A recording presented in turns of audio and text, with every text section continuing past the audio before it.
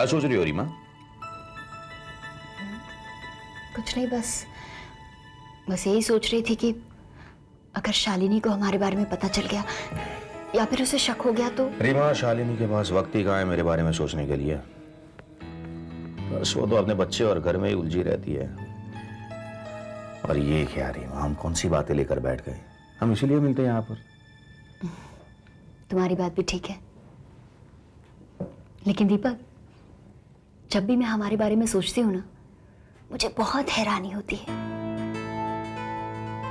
पता नहीं कैसे इतने कम वक्त में हम एक दूसरे के इतने नजदीक आ गए।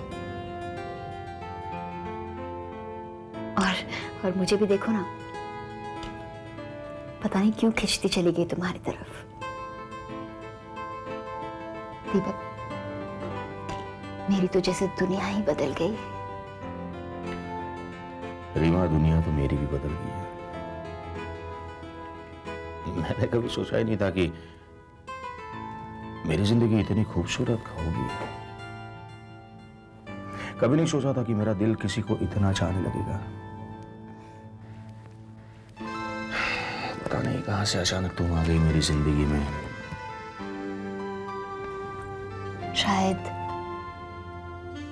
हमारी किस्मत ही हमें एक दूसरे की जिंदगी में ले आई है।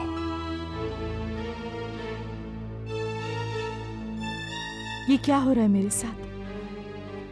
दीपक ने मेरे साथ झूठ क्यों बोला कि वो ऑफिस में है? तो मैं क्या कहता शालिनी को कि मैं तुम्हारे साथ हूँ, हाँ? और देखा, तुम्हारे प्यार में मैंने झूठ बोलना भी सीख लिया। कितने सफाई के साथ मैंने उसे कह दिया कि भाई मैं ऑफिस में हूँ और बिजी हूँ।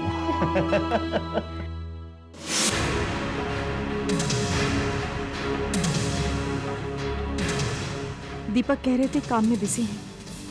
कौन से काम में? कहीं रीमा और दीपक में? नहीं, मैं ऐसा सोच भी कैसे सकती हूँ? दीपक मेरे पति हैं और दीपक मुझे छोड़कर किसी और के? नहीं, दीपक कह रहे वो ऑफिस में हैं और ऑफिस के लोग कह रहे थे कि उनका फोन आया था कि वो ऑफिस में नहीं आएंगे, उनकी बच्ची की तबीयत खराब है। कौन झूठ बोल रहा है, दीपक या दीपक के ऑफिस वाले? किसका विश्वास करूं?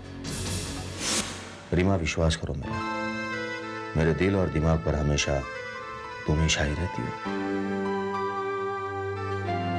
ठीक है, कर लेती हूँ विश्वास, लेकिन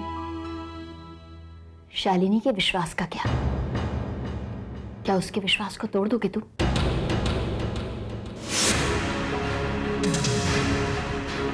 क्या दीपक मेरा विश्वास तोड़ रहे हैं? मैं फिर से ऑफिस फोन करके देखती हूँ कितनी सच्चाई है दीपक की बात में।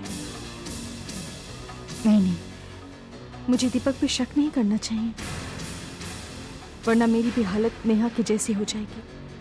मुझे शक की आग में दिन रात नहीं चलना है। मैं दीपक से साफ साफ पूछ लूंगी, दीपक मुझसे कुछ नहीं छुपाएंगे। मैं रीमा और दीपक के आने का इंतजार करती हूँ।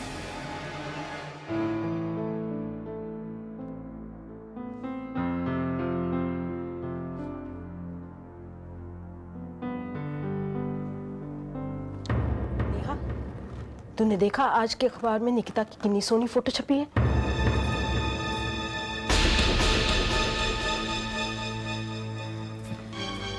साथ में ये भी लिखा है कि वो वापस फिल्मों में आ रही है। तू ही बता ना, क्या ये बात वाकई सच है कि ये अखबार वाले बस ऐਵੇਂ ही लिख देते हैं? मैंने सोचा नेहा से पूछती हूँ, उसे सारी बात पता होगी। हाय, कितनी सोनी लग रही है ना। फिल्म स्टार वाली बात तो उसमें पहले ही थी। और क्या रोब है उसकी, उसमें वो क्या, हाँ, पर्सनालिटी में है ना। लोग तो पहले ही कहते थे निकिता और राजीव की जोड़ी, वाह क्या जोड़ी बनाई है। नहीं, वैसे कहते हैं ना, जोड़ियां तो ऊपर वाला बना के भेजता है। नेहा, एक बात पूछूं? देख, सच सच बताना, कभी तुझे नहीं, मेरा मतलब है, तेरे दिल में तुझे डर नहीं लगता कि अगर निकिता और राजीव एक दूसरे को ना भूल पाए तो? तू समझ रही है ना मैं क्या कह रही हूँ? पर अब राजीव भी क्या करे? अगर उसे कभी अखबार में तो कभी टेलीविजन में निकिता की फोटो दिखती रहेगी तो फिर पुरानी यादें तो याद आती रहेंगी ना। और वो है भी इसी शहर में, हमारे इंदौर में। हाँ, और जब तक हमारे शहर में है तो कहीं ना कहीं कभी ना कभी तो फिर आमना सामना तो होता ही रहेगा ना। और आमना सामना होगा तो 100 तमाशबीन है इस शहर में। आमना सामना होगा तो तमाशे भी होते रहेंगे जब तक निकिता इंदौर में है।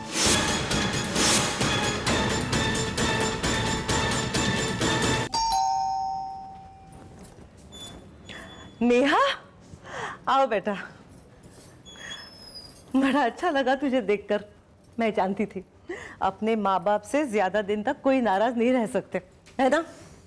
और अब तू आई है ना, तो अभी जल्दी जाना नहीं, ठीक है? माँ निकिता कहाँ? निकिता तो घर पे ही है। तो बुलाइए उसे। क्या बात है नेहा? क्या बात है माँ?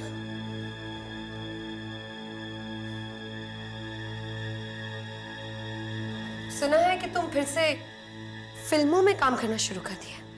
ठीक ही सुना है। तो फिर तुम यहाँ क्या कर रही हो? मुंबई क्यों नहीं चली जाती? तुम्हारी फिल्मी दुनिया भी तो वही है। सलाह देने का शुक्रिया, लेकिन ये मेरी मर्जी है कि मैं इंदौर में रहूं या फिर मुंबई में। इंदौर में तो तुम रह नहीं सकती।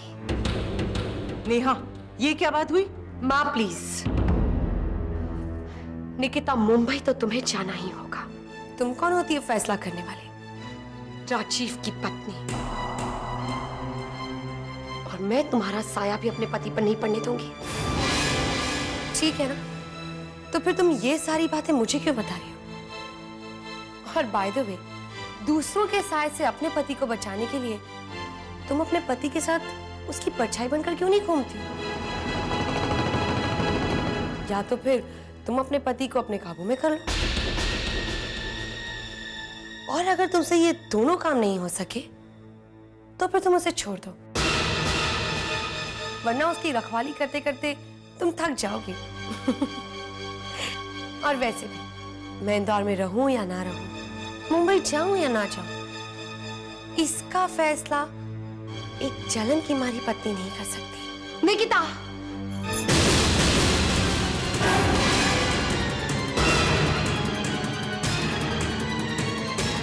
ये बात बोलना कि ये पत्नी अपना हक लेना जानती है।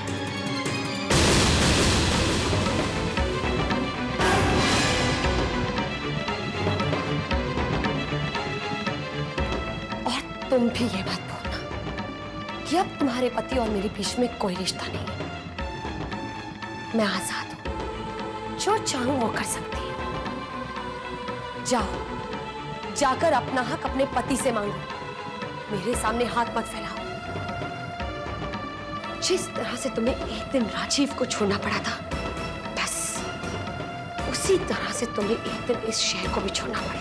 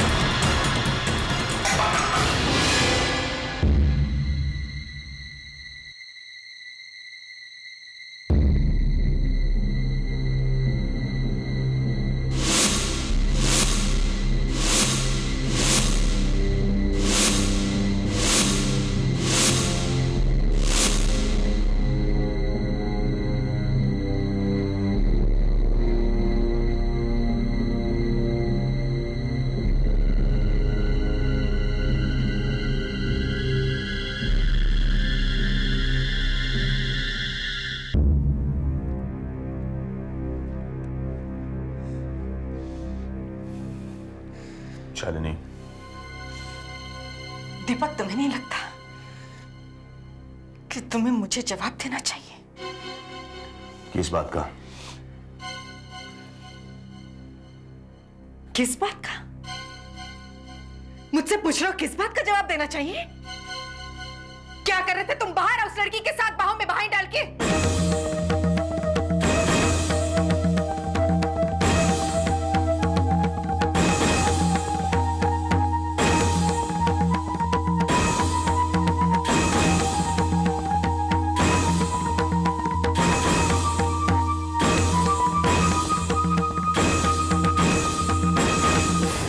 Listen to me.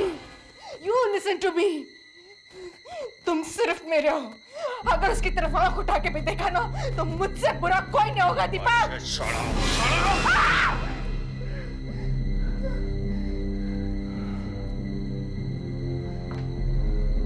शर्म आनी चाहिए तुम्हें अपने पति पर शक करते हुए। जासूसी करते हो अपनी पति की, हाँ? और एक बात कान खोल कर सुन लो, रीमा इस घर से नहीं जाएगी, दैट्स ऑल।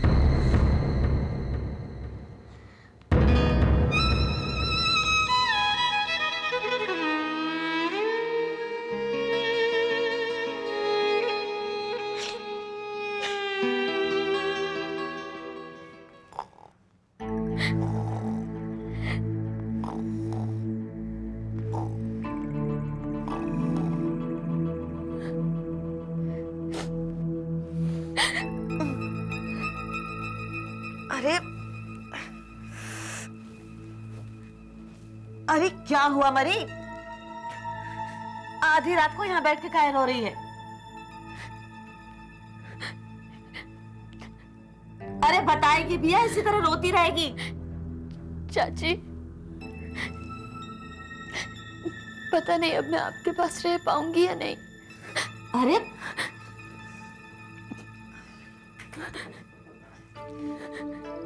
कैसी बातें कर रही है तू? कोई बुरा सपना देखा है क्या तूने? नहीं। तो बताना बात क्या है? चाची, वो दीपक।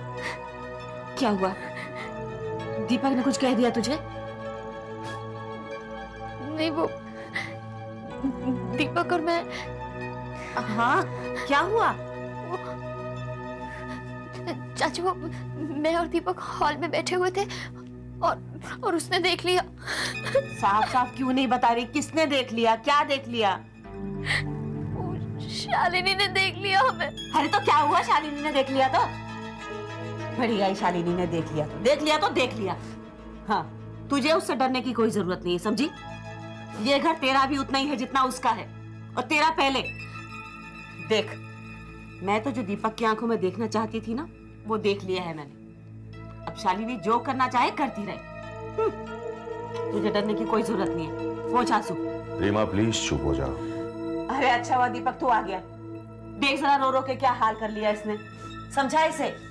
रीमा प्लीज चुप हो जाओ। वो शालिनी। तो क्या हो गया? इसमें डरने की क्या बात है? इस घर पर शालिनी का जितना हक है उतना ही हक तुम्हारा भी है। मैं तो कहती हूँ बेटा कि अब वक्त आ गया है, शालिनी को उसकी सही जगह बता दे। हाँ माँ, मुझे शालिनी को ये बात बतानी पड़ेगी कि इस घर का मालिक मैं हूँ, अपनी मर्जी का मालिक भी हूँ और अपने दिल का मालिक भी। सुन लिया तूने? अब तुझे चिंता करने की कोई जरूरत नहीं। तेरे जो जी में आए कर। शालिनी में इतनी हिम्मत नहीं कि तुझे इस घर से बाहर निकाल सके, समझी?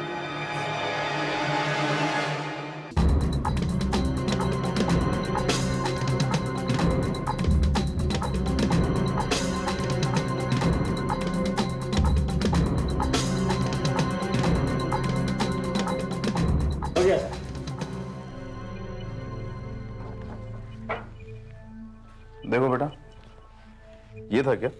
नहीं अंकल, उनकी दाढ़ी थी। कैसी दाढ़ी थी? मतलब पूरी थी, आधी थी, कैसी थी? उनकी ऐसी दाढ़ी थी। देखो, फ्रेंच कट बनाओ।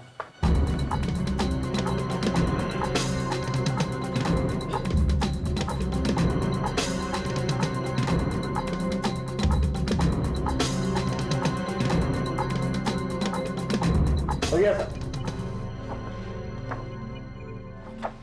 आप देखो बेटा।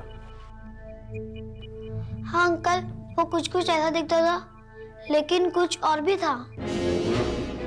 मिस्टर शिनॉय, ये आदमी कौन है और आपको इसी पर शक क्यों है?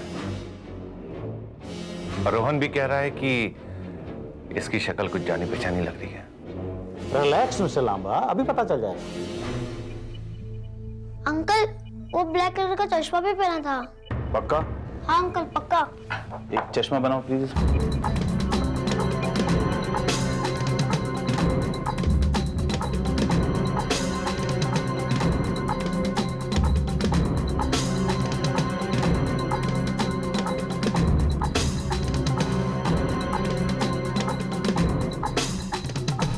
हो गया सर।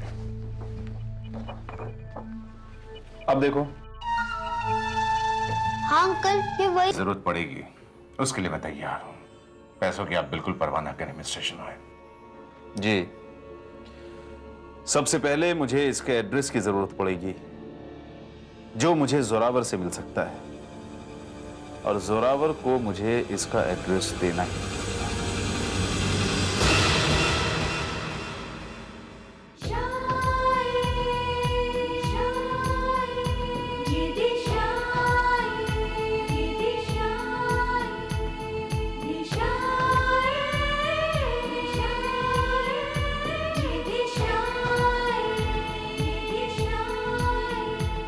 ये मौसम वही है नजारे, वही है जहाँ की फिजाएं, मगर जिंदगी की न जाने कहाँ कब बदल जाती